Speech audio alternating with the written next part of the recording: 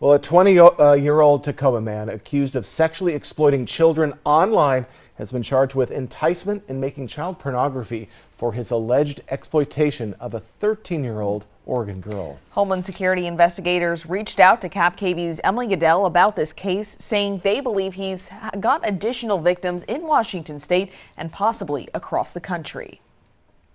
When investigators told me they wanted to find more of these kids, the first question I asked them was, how can parents tell if their kids are being victimized by this particular predator?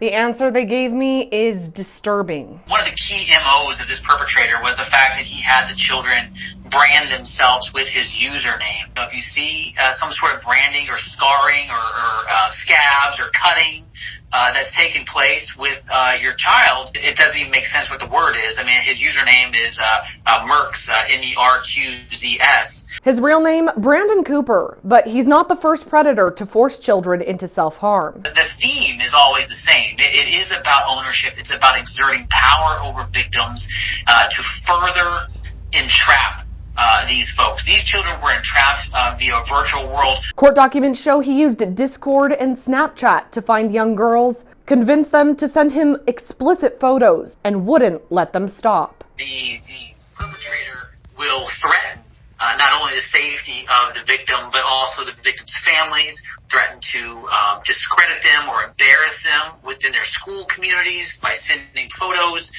to their friends and teachers. Investigators say it's not just one social media app. It's anywhere kids interact with strangers online. Every single one of those is a window, unfortunately, that the bad guys are trying to climb through. And any kid can be a target. No matter how great you think your kid is, they're kids.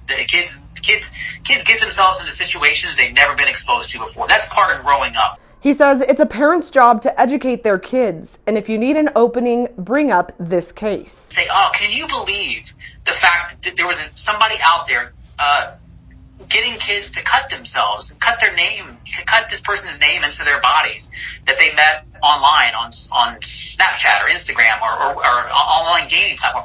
Just plant the seed in your kid's head that this stuff is happening out there and they need to be aware of it.